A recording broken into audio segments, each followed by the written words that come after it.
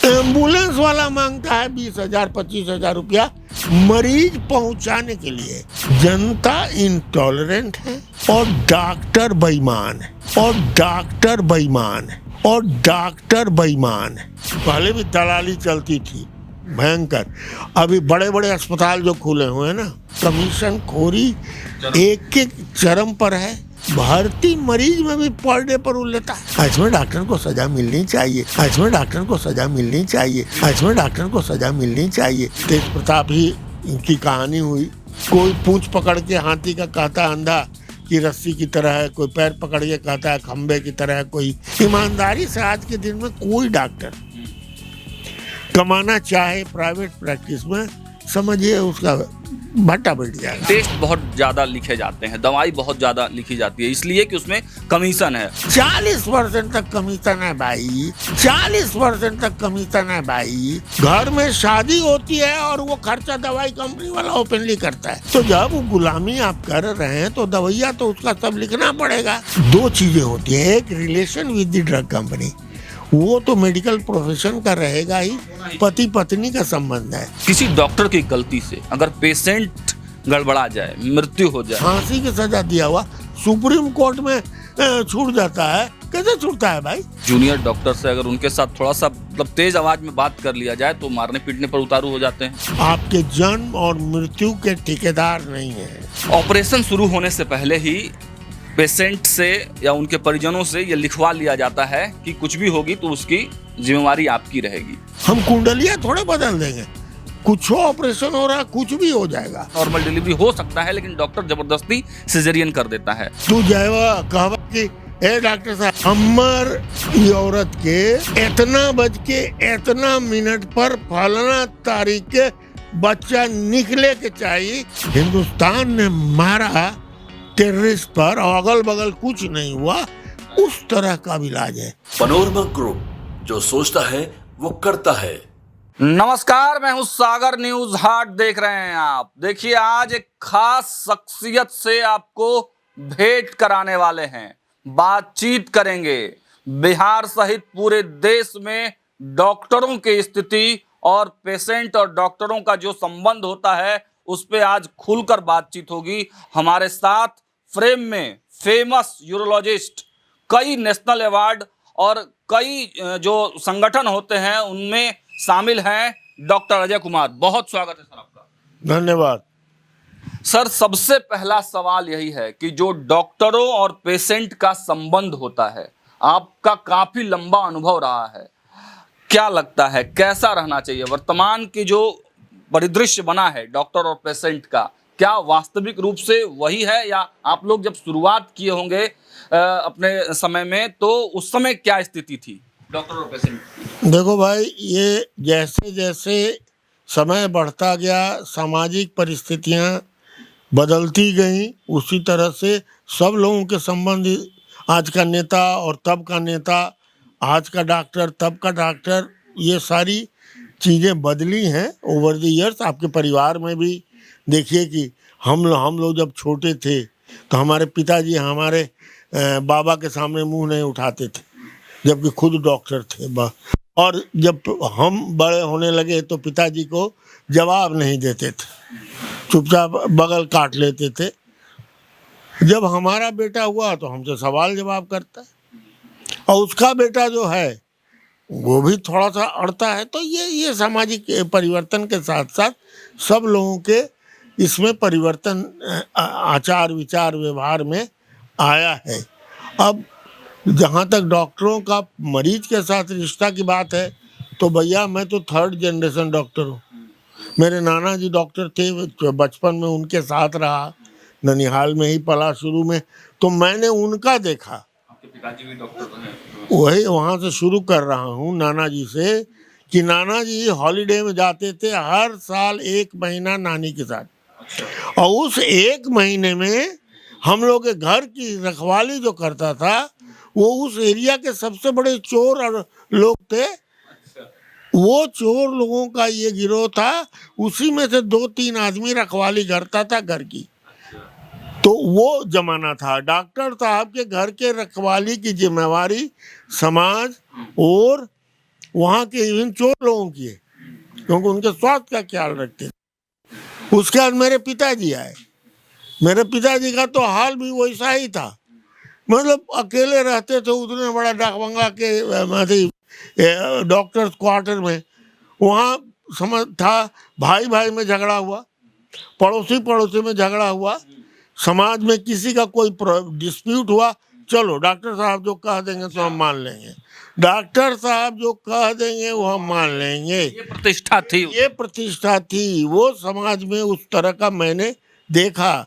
मेरी बहन की शादी हुई, पता ही नहीं लगा कि कैसे शादी हुई। पूरे इलाके ने समझा कि उनके बेटी की शादी है। मेरे पिताजी का देहांत हुआ, परवलपुर में पोस्टेड थे, मैं उस समय इंग्लैंड में था। मेरी माँ अकेले थी, लेकिन हमारी माँ और सब लोग बताते हैं, उस समय वीडियो वगैरह था ही नहीं, इसलिए कि इलाका उमड़ पड़ा। किसी के यहाँ से चावल आ रहा है, किसी के यहाँ से आटा, किसी के यहाँ से घी दही सब्जी। मेरी माँ बोली कि इतना बड़ा ये हुआ श्राद्ध क्रम, और उसके बाद जब बहुत सामान बच गया तो मेरी माँ मुजफ्फरपुर जाने लगी, जहाँ पर हम लोग का एक छोटा सा घर है। तो ट्रक पर लोगों ने लादा सारा सामान कि मलकिनी इसको लेते जाइए आप। तो ये स्थिति थी लोगों की। फिर मैं डॉक्टर हुआ, मैं आया हूँ, उतनी बुरी स्थिति नहीं है, लेकिन हाँ लोग का डिमांड।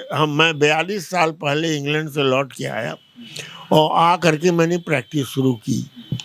तब में और आज में यही फ़र्क है, क्योंकि लंबा इंटरव्यू नहीं करना चाहता हूँ, कि तब मैं लोगों को कहता था कि देखिए भाई बीमारी है, इसका ये इलाज होना चाहिए, और लोग मान लेते थे। बड़े बड़े VVIP बिहार के, उस समय मैं अकेला यूरोलॉजिस्ट था, एक मोहन कुमार थे, क्योंकि बहुत लोग कहते हैं एक्सपेंसिव थे जो भी लोग हमारे यहाँ आते थे।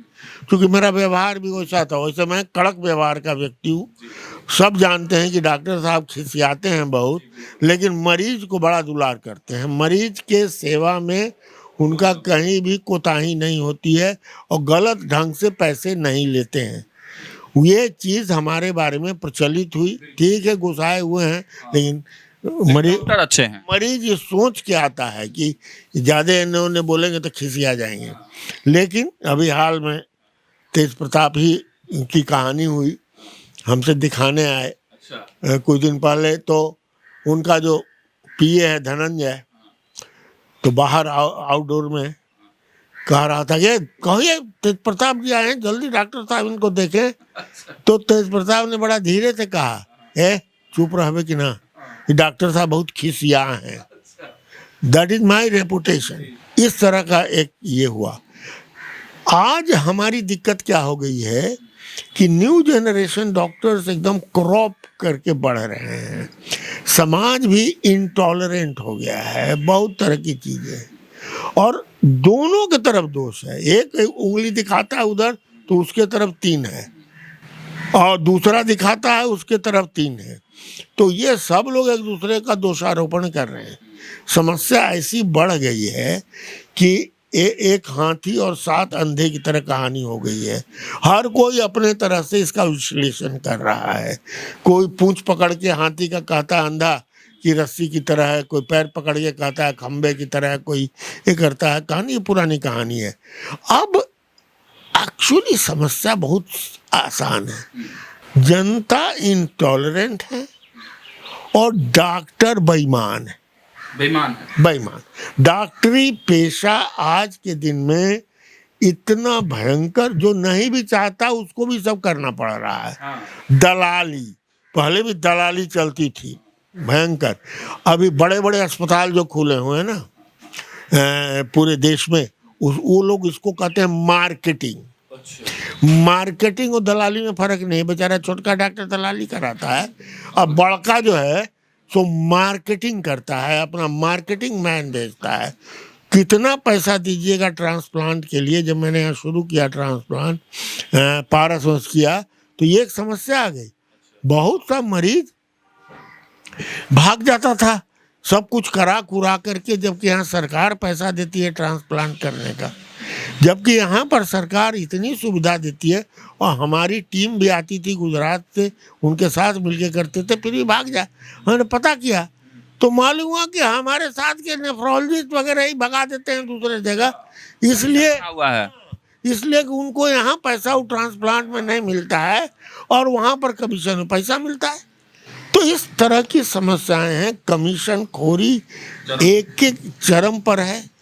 और सबसे बड़ी समस्या ये है, मैंने अपने अस्पताल में खोला आईसीयू, आज भी खाली पड़ा हुआ है और वर्षों से खाली रहता है, कभी कभी कोई आ जाता है। कारण क्या है जब पता है, एम्बुलेंस वाला मांगता है 20,000 25,000 रुपया मरीज पहुंचाने के लिए, और जो डॉक्टर भेजता है उसको भी कमीशन चाहिए। यदि भर्ती कर दिया तो फिर भर्ती मरीज में भी पर डे पर वो लेता है। तो कहने का मतलब है ये चरम, जो नहीं भी करना चाहता है वो भी करना है, ये बड़ी खुलासा। बड़ा प्रॉब्लम है। अब मेरे अस्पताल की कहानी सुनिए, हमारा तो गुजर गया उसी तरह से जिसको कहते हैं बिंदास जिंदगी गुजरी, डांटते डूटते सबको करते, आज तक न दवा कंपनी से एक कप चाय पिया, न किसी दवा कंपनी का कोई भी ऑब्लिगेशन लिया, न कभी पैथोलॉजी एक्सरे वाले का 1 रुपया कहीं पर किसी से लिया। ये बिंदास में रहा, मेरा तो जीवन निभा गया। लेकिन अब जो हमारे लोग चला रहे हैं अस्पताल, और हमारे यहाँ लोग ऐसे भी उस तरह का जल्दी आता नहीं। अरे बापू अजय कुमार का है, तो अभी मैंने छूट दे दी है कि देखिए मेरा अपना जो मरीज है मैं उसी ढंग से इलाज करूँगा, मेरा मरीज उसी ढंग से आएगा। और अस्पताल का प्रचार प्रसार आप जो कर रहे हैं वो अपने ढंग से कीजिए, जो आज का युग है, और उस ढंग से अपना मरीज कीजिए, इलाज कराइए कीजिए। क्योंकि यंग डॉक्टर भी बेचारा बड़ा परेशान होता है। ईमानदारी से आज के दिन में कोई डॉक्टर कमाना चाहे प्राइवेट प्रैक्टिस में, समझिए उसका भट्टा बैठ जाएगा। आपने एक बड़ा खुलासा किया, जब बात उठी है तो मैं पूछ ही लेता हूँ। लगातार लोग कहते हैं, आमजनों में ये बातें हैं कि टेस्ट बहुत ज़्यादा लिखे जाते हैं, दवाई बहुत ज़्यादा लिखी जाती है, इसलिए कि उसमें कमीशन है। और कुछ जगह पे तो ऐसा देखा जाता है, मतलब डॉक्टर जो दवा लिखते हैं वो उन्हीं के क्लिनिक के उन्हीं के आसपास में मिलता है, वो उसी ब्रांड का दवा लिखते हैं। तो ये इसमें भी बड़ा सेटिंग है। 3 प्रश्न आपने पूछे।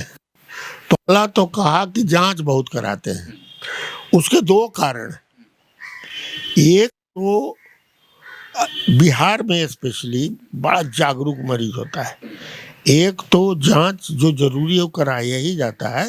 दूसरा, ये जो कंज्यूमर प्रोटेक्शन एक्ट के अंदर डॉक्टर को लाया गया है, और वहाँ कंज्यूमर प्रोटेक्शन का जो ये है न्यायालय है, वहाँ पर ऐसे ऐसे लोग बैठते हैं जिनको कोई ज्ञान नहीं है। हालांकि उसमें बहुत सुधार इधर किया गया है। तो डॉक्टर को अपना बचाव करने के लिए भी जांच लिखना पड़ता है, और ज़रूरी है जांच कर लिखना। लेकिन उसके अलावा जो दूसरी बात आपने कही वो भी सत्य है, कमीशन है उसमें भी। अरे 25%, 30%, 40% तक कमीशन है भाई। अब हम क्या कहें। उसके अलावा अब दवा जो है लोग लिखते हैं, और एकदम सही है। जब आपको दवाई कंपनी वाला हवाई जहाज पर बैंकॉक घुमाने ले जाता है, जब, और ये सब का मेरे पास प्रूफ है, जब दवाई कंपनी वाला आपके घर में शादी होती है, और लोगों को पद्मश्री मिल चुका है, घर में शादी होती है और वो खर्चा दवाई कंपनी वाला ओपनली करता है। लोग के यहाँ मतलब अपने घर में बर्थडे पार्टी भी दवाई कंपनी वाला जब करता है, तो आप तो उसके गुलाम न हो गए जी। तो जब वो गुलामी आप कर रहे हैं तो दवाइया तो उसका सब लिखना पड़ेगा, जिस दवा से कोई बहुत फायदा है। जांच, दवा और पर्टिकुलर कंपनी। हाँ नहीं, तीसरा आपने पूछा दवा दुकान। मेरे अस्पताल में ही दवा दुकान है, मन के बाहर। वो मेरा नहीं है, लेकिन मेरे ऑर्गेनाइजेशन का ही है, बाहर रखा हुआ इसलिए। और क्लियर कट मरीज को कह दिया जाता है कि भाई आपको कहीं और से मिले। मैं जैसे पुर्जा लिखता हूँ, वो जो दवा मैं लिखता हूँ वो वहाँ उपलब्ध है और आसानी से है, तो मरीज लेता है। लेकिन कभी मैं ये नहीं फोर्स करता हूँ, चाहे हमारे लोग, कि आप यहीं से दवाई लीजिए। भाई अपना दवाई लीजिए, बगल में भी दुकान है, उधर भी मिले वहाँ से लीजिए। हम भी रखे हुए हैं, हम जब ऑपरेशन करते हैं उसकी दवा सुविधा भी होती है, लेकिन बहुत लोग जो करते हैं, पता है, दवा कंपनी के साथ जो सांठ-गांठ है, दो चीजें होती हैं। एक relation with the drug company, वो तो मेडिकल प्रोफेशन का रहेगा ही, पति पत्नी का संबंध है, और उसमें है कि डॉक्टरों की सभा हो, क्लिनिकल मीटिंग हो, इस तरह की चीजें हो, एक समूह का, एक वर्ग का यदि कोई बात हो तो दूसरा वर्ग उसमें यदि मदद करता है, वो एकदम सही है। डॉक्टरों का कोई कॉन्फ्रेंस, कोई मीटिंग बिना दवा कंपनी के नहीं होगा। लेकिन एक दवा कंपनी एक व्यक्ति की मदद करता है, मर्सिडीज कार खरीदवाता है, फ्लैट खरीदवाता है, वो अपने लाभ के लिए, ऑर्गेनाइजेशन के लाभ को भूल करके, फायदा लेके और उससे सांठ-गांठ करते हैं। एक तरह का गुलामी हो गया ये। तो गुलामी होगी। अब इंटरव्यू का दूसरा पार्ट शुरू करते हैं। सर, कोलकाता में पिछले दिनों जो एक लेडीज डॉक्टर के साथ हुआ, पूरा देश खड़ा हो गया। कभी भी किसी भी डॉक्टर को भगवान का रूप माना जाता है, और किसी भी डॉक्टर के साथ कुछ गलत होता है तो पूरा देश सड़कों पर होता है। लेकिन किसी डॉक्टर की गलती से अगर पेशेंट गड़बड़ा जाए, मृत्यु हो जाए, अंतिम स्टेज पर चला जाए, तो उस समय डॉक्टर कुछ नहीं करते हैं, लोग भी कुछ नहीं कर पाते हैं, और बल्कि वो परिवार FIR भी नहीं कर पाता है। इसके लिए क्या लगता है आपको, इसमें क्या सुधार की आवश्यकता है? ऐसा है, ये बहुत बड़ी समस्या को तुम उठा दिए हो, और बहुत समय में इस बात को, इस विषय पर हमारी चर्चाएं, समझिए, राष्ट्रीय और मैं वर्ल्ड मेडिकल एसोसिएशन के काउंसिल में भी 14 वर्षों तक रहा हूँ, 14 वर्षों तक। तो इन समस्याओं का उस फोरम पर भी डिस्कशन राष्ट्रीय स्तर पर, पता ही है, मैं अध्यक्ष रहा हूँ, मेडिकल काउंसिल में रहा हूँ, नेशनल, हर फोरम पर इस विषय पर चर्चा होती है। न्यायालय ने समय समय पर इस पर अपना ऑब्जर्वेशन भी दिया है। डॉक्टर यदि कुछ कर रहा है और ईमानदारी से कर रहा है, और तब जाके मरीज के साथ कोई गड़बड़ी हो गई, तो उसको हम लोग कहते हैं, आजकल मिस एडवेंचर का गलत हिंदी अनुवाद, माने गलत इस्तेमाल हो रहा है। मिस एडवेंचर का मतलब होता है मिस फॉर्च्यून, और हर जगह देखोगे अभी भारत पाकिस्तान में मिस एडवेंचर नहीं, मिस एडवेंचर का ऑक्सफोर्ड डिक्शनरी में है। तो इसको हम लोग कहते हैं misadventure. It is the misfortune of the patient कि in spite of the doctor trying his best to save the patient according to his knowledge and capability, patient does not survive और something goes wrong, इसको कहीं भी नहीं माना गया। अरे, lower court से सजा पाया हुआ आदमी, फांसी की सजा दिया हुआ, सुप्रीम कोर्ट में छूट जाता है, कैसे छूटता है भाई? तो यहाँ भी तो गड़बड़ है, जुडिशियरी में भी तो है कि इसीलिए अपील का प्रावधान है। तो इसलिए उस विषय में मैं नहीं बोलना चाहता। लेकिन यदि डॉक्टर का नेग्लिजेंस है, डॉक्टर ने लापरवाही की है, और उसके वजह से मरीज के साथ ये हुआ है, तो 2-3 चीज़ें हैं। एक तो हम लोग का नेशनल मेडिकल कमीशन की एथिक्स कमेटी है, स्टेट की एथिक्स कमेटी है, उसमें मरीज कंप्लेन कर सकता है और वहाँ सुनवाई होती है, उनका रजिस्ट्रेशन तक कैंसिल होता है। दूसरा कंज्यूमर प्रोटेक्शन एक्ट है, जिसके तहत डॉक्टर आता है, कंज्यूमर कैन ये, और वहाँ बहस के बाद यदि डॉक्टर को दोषी पाया जाता है, ही इज नेग्लिजेंट। एक हो गया मिसफॉर्च्यून, एक हुआ नेग्लिजेंस, दोनों में बड़ा ये अंतर है। तो इफ इज नेग्लिजेंट तो उसको सजा मिलती है। अब कहो कहाँ मिलता है? ए भाई, पूरा समझो बेईमान है। जब अपने से चीफ जस्टिस कहता है कि मेरा 80% जुडिशियरी बेईमान है, जब चीफ जस्टिस से कहता है तो हर जगह बेईमानी है। तो लोग इन्होंने माल मूल दे के, इन्होंने करके, इन्फ्लुएंस करके वो अपना जजमेंट लोग लेते हैं, तो हम क्या कर सकते हैं? आपको भी लग रहा है कि मतलब इसमें डॉक्टर जो न्यू कमर्स डॉक्टर्स हैं, या पूरा डॉक्टर समाज को ही ले लीजिए, तो छूट है इस समाज को बहुत ज़्यादा? माने छूट नहीं है। यदि आप अपने मेथड, जिसको कहते हैं, जिस तरह का किसी भी ट्रीटमेंट को, जैसे क्या तो SOP होता है, स्टैंडर्ड ऑपरेटिंग प्रोसीजर, हर बीमारी का बनाया हुआ है। तो यदि उस तरह से यदि आप इलाज कर रहे हैं और मरीज को कुछ हुआ, that is called misadventure, that is misfortune. वो नेग्लिजेंस में नहीं आता है, सुप्रीम कोर्ट ने फिर इधर कहा है। लेकिन यदि आपने मरीज को निकले ऑपरेशन करके यहाँ से उठे बम्बई चले गए, रात में उठवे नहीं किए, अब मरीज ये चेतरा इमाम कर रहा है, और ये सब चीज़ें यदि आप करते हैं तो ये शुद्ध नेग्लिजेंस है। इसमें डॉक्टर को सजा मिलनी चाहिए, so that it is a lesson to other negligent doctors. लेकिन नॉट आज क्या हो रहा है, जो जूनियर डॉक्टर्स है, अगर उनके साथ थोड़ा सा मतलब तेज आवाज में बात कर लिया जाए तो मारने पीटने पर उतारू हो जाते हैं। हाँ, हम सोचे थे कि तुम पत्रकार हो तो ये बात जरूर घटना जो हुई है, दिक्कत दोनों तरफ से। फिर वही कहूंगा, तीन डॉक्टर भी त्रस्त है, जूनियर डॉक्टर जैसे जा करके एक माइक लेकर के शुरू कर देता है। अब वो काम कर रहा है, उसको इरिटेट कर रहे हैं। डॉक्टर का भी तो गर्म खून है, जैसा गर्म खून यंग पत्रकारों को है, और जिन पत्रकार संदर्भ आपको लगा कि आप बोले हैं तो वो तो भगवान भरोसे हिंदू सब जगह उस टाइप में करता है वो। तो उस आने वाला काम कीजिएगा तो यंग ब्लड है ना, वो तो गरमाइए जाएगा हमारा पे। दैट इज ए रिलेशनशिप जो कि वन ह्यूमन विद अदर है, पत्रकार के बीच में नहीं है। आम आदमी वो गुस्सा आवेगा, मारपीट करवे करेगा, उसको तंग मत कीजिए काम करने में।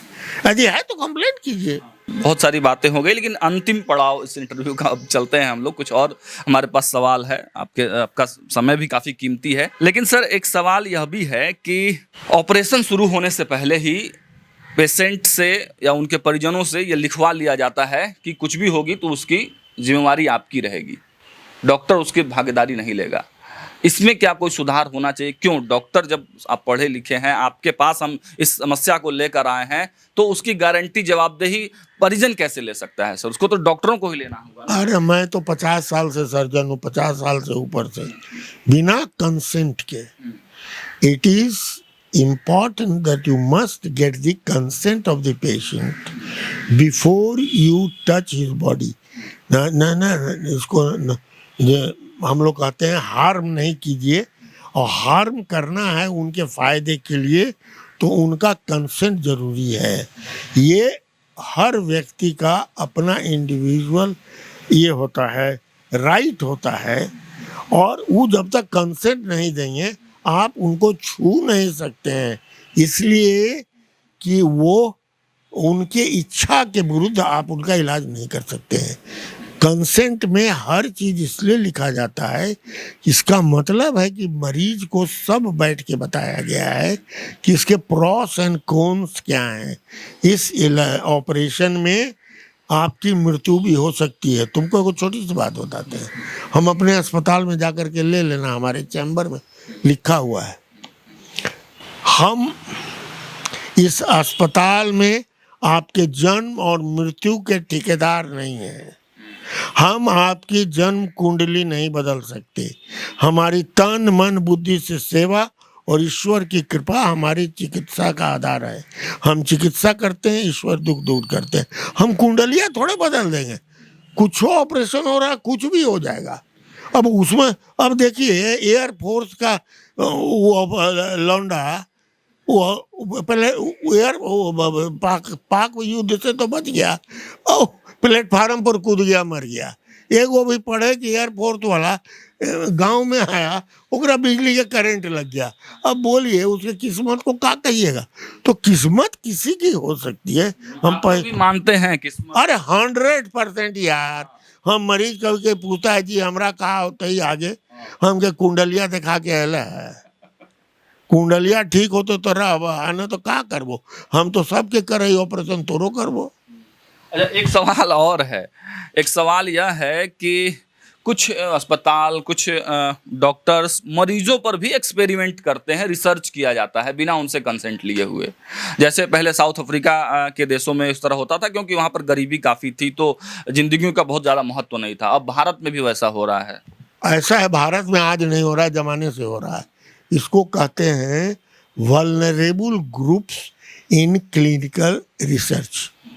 ये मेरा फेवरेट टॉपिक है, और तुम जाओगे गूगल पर तो ये टॉपिक डालोगे वर्ल्ड मेडिकल एसोसिएशन में, जापान में, टोक्यो में, इस पर मेरा बड़ा सा भाषण है, 20 मिनट्स का भाषण है कि किस तरह से लोगों को देखिए हर चीज का rules and regulation let down है यदि क्लिनिकल रिसर्च करना, क्योंकि इसमें बहुत गहराई तक मैं हूँ और वर्ल्ड एथिक्स कमेटी का भी मैं मेंबर रहा हूँ, तो हर चीज का rules and regulations laid down है कि किस मरीज के साथ आप जो है को माने आप अपने क्लिनिकल रिसर्च में डालेंगे कि कौन है क्लिनिकल रिसर्च।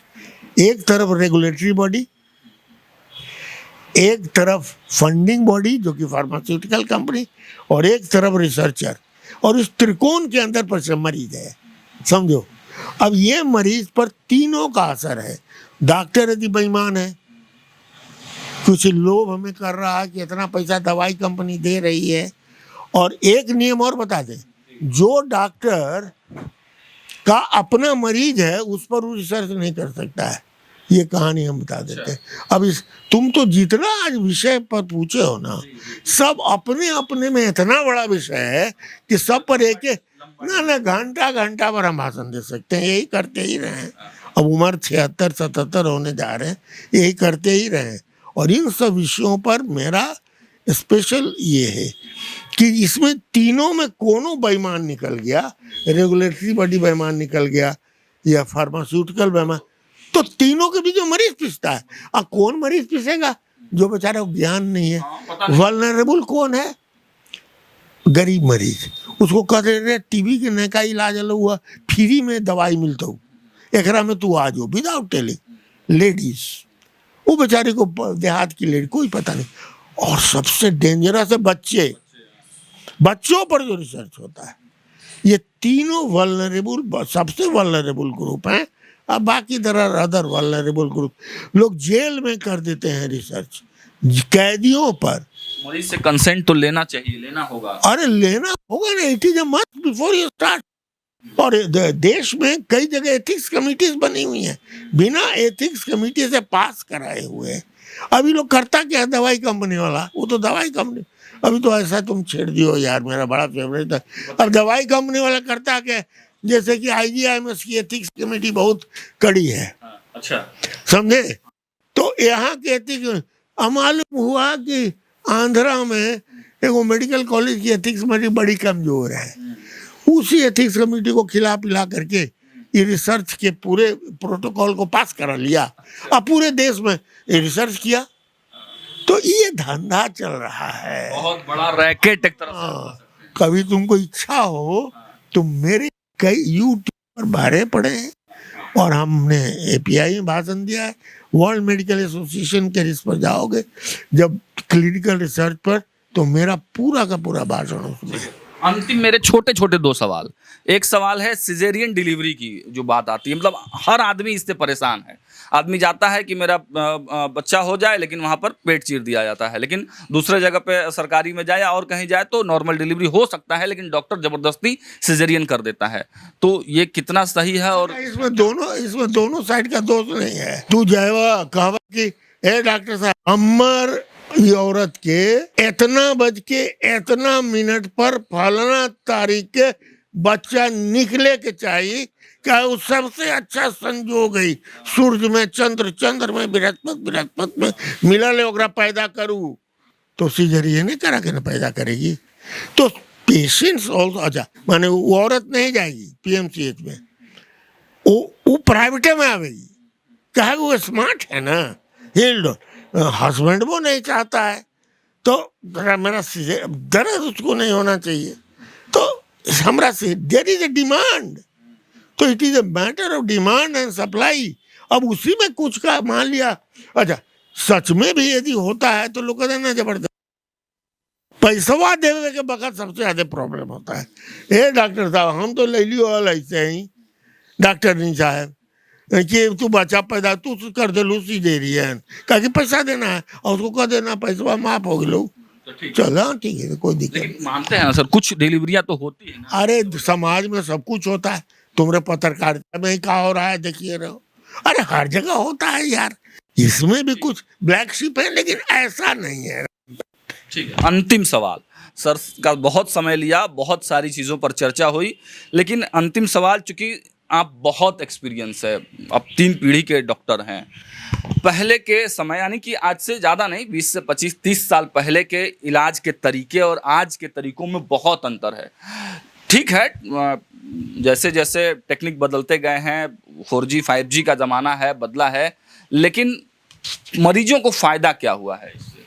बहुत फायदा हुआ है यार। अब 3 जनरेशन मत करो, मेरा बेटा भी IGIMS में एसोसिएट प्रोफेसर कम्युनिटी मेडिसिन में, डॉक्टर अमन कुमार, तो इसलिए 4था जनरेशन है। तो हम लोग तो मने समझ लो ये एक्सप्लोजन हुआ है इन रिसर्च ऑफ मेडिसिन। पिछले 50 वर्षों में जो मेडिकल साइंस का मतलब नॉलेज का एक्सप्लोजन हुआ है, इमेजिन करने लायक नहीं है। अच्छा, इतना ज्यादा हुआ है, इसके चलते अरे पहले तो आला लगाए, हाथ दिए, उसी में डायग्नोसिस किए। अल्ट्रासाउंड आने से रिवॉल्यूशन हुआ था। कैंसर, पैंक्रियाज, उनक्रियाज टाइप का चीज लोग जानता नहीं था, काहे होता है, कहाँ हुआ, अल्ट्रासाउंड से। अल्ट्रासाउंड के बाद आज के दिन में तो वर्चुअल इमेजिंग्स आ गए। MRI तो पीछे रह गया, वर्चुअल आपका पूरे बॉडी को ऐसे हम देखेंगे भीतरवा कहाँ कहाँ क्या है। इससे एकदम पिन पॉइंटेड डायग्नोसिस करके पिन पॉइंटेड इलाज में भी इतना ज़्यादा पिन पॉइंटेड जा करके अंदर, और ठीक जो बीमारी है, जैसे हिंदुस्तान ने मारा टेररिस्ट पर और अगल बगल कुछ नहीं हुआ, उस तरह का इलाज है। तीसरा, हम आपको भविष्य में अब क्या होने जा रहा है ये भी सुन लीजिए। भविष्य में डॉक्टर हाथ से इलाज ऑपरेशन नहीं करेगा, टोटल। अभी भी रोबोटिक, अभी क्या कहते हैं, रोबोट असिस्टेड। तो डॉक्टर को रोबोट असिस्ट करता है नहीं, अब तो हो गया है। यहाँ बैठे हैं और आसमान में उड़ने वाले को रोबोट जो है तो वहाँ ऑपरेशन कर रहा है, यू आर जस्ट गाइडिंग। तो रोबोट्स ऑपरेशन करेंगे, all the our surgery will be done by robots. अब मेडिसिन जो है वो हो जाएगा मल्टी, ये मतलब जो कहते हैं पॉलीपैथिक मेडिसिन। आपका शरीर और दिमाग और आत्मा, तीनों का इलाज एक साथ होगा, एक साथ होगा। इसमें एलोपैथिक मेडिसिन, आयुर्वेदिक वगैरह, alternative system of medicine, yoga, ये अदर इस तरह की ये हैं, वो सारे मिल करके मेडिकल ट्रीटमेंट करेंगे मरीज का। तो ये बहुत फ्यूचर होने जा रहा है, end of course human being will be benefited by this. Benefited by this, benefit तो होगा, आम आदमी का बेनिफिट तो होगा। बहुत सारे बातचीत हुए हैं डॉक्टर साहब से, कई गंभीर मुद्दों पर भी बातचीत हुई है, कई ऐसे मुद्दों पर बातचीत हुई है जिस पे घंटों बहस हो सकता है।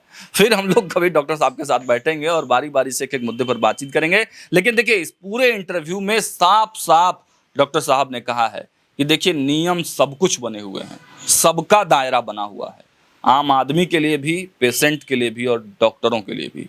लेकिन कुछ लोग इस पूरे सिस्टम का नेक्सस बनाकर उसका गलत उपयोग करते हैं और वही हार्मफुल होता है। लेकिन नियम कानून तो सब के लिए बने हैं, सब रूल्स में बंधे हुए हैं। फिलहाल इस तरह के जागरूकता वाले तमाम वीडियोस आप न्यूज़ हाट पर देखते रहेंगे। बहुत बहुत धन्यवाद।